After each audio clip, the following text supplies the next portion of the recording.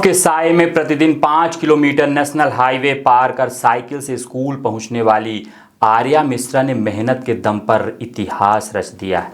Aryavart higher secondary school बघेड़ी चाक घाट रीवा की छात्रा ने हाई स्कूल परीक्षा में 490 अंक हासिल कर प्रदेश की प्रावीण्य सूची में 10वां स्थान प्राप्त किया। आर्या ने बताया कि वह प्रतिदिन 8 से 10 घंटे पढ़ाई करती थीं और मोबाइल से दूरी बनाए रखती थीं। सीमित संसाधनों के बावजूद उनकी यह सफलता क्षेत्र के लिए गर्व और छात्रों के लिए बड़ी प्रेरणा बन गई है।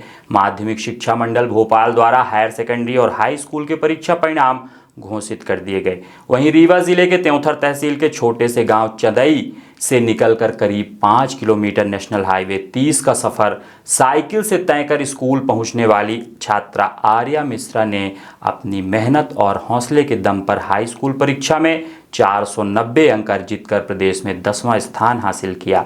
आर्यावर्त हायर सेकेंडरी स्कूल बघेड़ी चाक घाट की इस मेधावी छात्रा की कहानी आज हर किसी के लिए प्रेरणा बन गई है।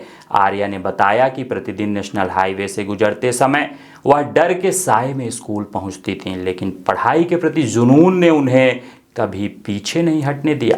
सीमित संसाधनों के बावजूद उन्होंने हार नहीं मानी और अपने लक्ष्य पर फोकस बनाए रखा। छात्रा ने अपनी सफलता का राज बताते हुए कहा कि उन्होंने घर पर प्रतिदिन 8 से 10 घंटे तक कड़ी मेहनत की और मोबाइल से दूरी बनाकर पढ़ाई पर पूरा ध्यान केंद्रित किया। आर्या की इस उपलब्धि ने यह साबित कर दिया है कि अगर इरादे मजबूत हों तो मुश्किल रास्ते भी मंजिल तक पहुंचने से नहीं रोक सकते। उनकी यह सफलता पूरे क्षेत्र के लिए गर्व और अन्य विद्यार्थियों के लिए एक सशक्त प्रेरणा बनकर उभरी है। वहीं विद्यालय परिवार ने भी बच्ची की सफलता पर प्रसन्नता व्यक्त की। छोटी छोटी चीज़ों की बृहद रूप से जानकारी देते हैं।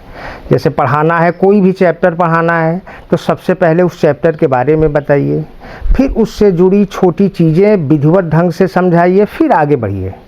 और ये बच्चे बचपन से ही बेहद होनहार थे। पिता एकदम कृषक, कोई बाहरी आय का स्रोत नहीं। अपने दिन रात मेहनत की कमाई से इन बच्चों की व्यवस्थाएं पढ़ाई लिखाई की करते थे। यहाँ तक कि वाहन की सुविधा नहीं थी तो बाईसाइकिल बच्ची स्कूल आती थी और दिन रात मेहनत करती थी, बेहतर पढ़ाई करती थी, उसके बाद फिर साइकिल से ही घर जाया करती थी। इसलिए इस बच्ची के अंदर बचपन से ही एक अलग जज्बा था पढ़ने का, और इसने विद्यालय परिवार का और अपने माता पिता का, अपने गुरुजनों का, अपने रिश्तेदार सगे संबंधियों का, सबका नाम रोशन किया। विद्यालय परिवार गौरवान्वित है और हम तहे दिल से ईश्वर से कामना करता हूं कि ये बच्ची निरंतर ऐसे आगे की ओर बढ़ती रहे। मैं 4 बजे उठती थी, मुंह हाथ धो के पढ़ाई करती थी, फिर 7 बजे तक मैं उठती थी और नहा धो के खाना पीना खा के स्कूल जाती थी। स्कूल भी साइकिल से जाना पड़ता था और वो 5 किलोमीटर लगभग दूर था। हाईवे भी क्रॉस करनी पड़ती थी। डर लगता था कि कहीं बड़ी गाड़ियाँ मुझे मतलब कि कुछ कर न दे। फिर स्कूल जाते थे, फिर हो गया पढ़ाई करके स्कूल से लौटते थे, फिर दोबारा जब लौटते थे साइकिल से तो इतना थक जाते थे कि मन ही नहीं करता था कि उठे। फिर भी हाथ मुँह धो के दोबारा खाना पीना खा के दोबारा पढ़ने बैठ जाते थे। फिर उसके बाद लगभग 8 घंटे पढ़ते थे, फिर 10 बजे फिर उठते थे, खाना पीना खाते थे, फिर सो जाते थे, फिर सुबह वैसे ही रोज का रूटीन ऐसे ही रहता था। सफलता का श्रेय किसे देना चाहिए?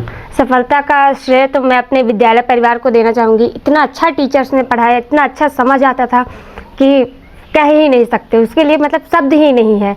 इतना अच्छा वो पढ़ाते थे, एक एक शब्द समझाते थे, इतना अच्छे से बताते थे कि डाउट रहता ही नहीं था, और डाउट रहता था तो दोबारा भी बताते, चाहे जितनी बार पूछो उतनी बार बताते थे। इतना अच्छा लगता था पढ़ने में। मोबाइल से दूरी भी थी? हाँ, दूरी तो बहुत थी। मेरे टीचर्स ने मुझे इतना समझाया था कि मोबाइल से दूरी रखो। माता पिता, मेरे नाना जी जो मुझे बताते थे कि पढ़ो लिखो, पढ़ाई और लिखाई नहीं करोगे तो तुम्हारा क्या होगा। इन्हीं लोगों को बस मैं श्रेय देना चाहूँगी अपने सफलता के लिए। कक्षा 10वीं में 10वां स्थान, 12वीं में प्रदेश में प्रथम स्थान आएगा? कोशिश तो यही करूँगी। एक लोगों को मैं भूल गई, मेरी दीदी जो मुझे बहुत अच्छे से पढ़ाती थी। मैं उनसे कोई भी सवाल पूछे बिना मतलब मुझे बता देती थी, अपना छोड़ के मुझे पढ़ाने लगती थी।